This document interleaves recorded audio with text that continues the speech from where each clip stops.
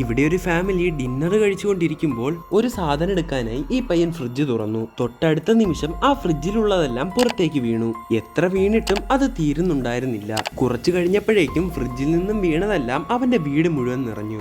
എന്ത് ചെയ്യണമെന്നറിയാതെ അവൻ മേളിൽ കയറി ഒളിച്ചു. ശേഷം തന്റെ ഫാമിലിയെ നോക്കുമ്പോൾ അവരെല്ലാം പകുതി അതിന്റെ ഉള്ളിലായിരിക്കുന്നു. ഇനി അവരെന്ത് ചെയ്യുമെന്ന് നോക്കിയാൽ എല്ലാരും സന്തോഷത്തോടെ ഡാൻസ് കളിക്കാൻ തുടങ്ങി. അത് കഴിഞ്ഞ് ആ പയ്യൻ കഴിക്കാനായി കുറച്ച് ചാറൊഴിച്ചതും അവനെടുത്ത സ്പൂണിന്റെ ഉള്ളിൽ നിന്നും നിർത്താതെ ചാറ് പുറത്തേക്ക് വന്നു. എന്ത് ചെയ്യണമെന്നറിയാതെ അത് പിടിച്ചു നിർത്താൻ അവൻ പറ്റുന്ന പോലെ ശ്രമിച്ചു. അവസാനം ഒരു ജാറിന്റെ അകത്തേക്കാക്കി അത് അടച്ചു വെച്ചു. ആർക്കെങ്കിലും എന്തെങ്കിലും പറ്റിയോ എന്ന് നോക്കുമ്പോൾ എല്ലാവരും ആ ചാറിൽ കുളിച്ചിരിക്കുന്നു. ഇനി എന്ത് സംഭവിക്കുമെന്ന് നോക്കിയാൽ ആ ഫാമിലി സന്തോഷത്തോടെ വീണ്ടും ഡാൻസ് കളിച്ചു.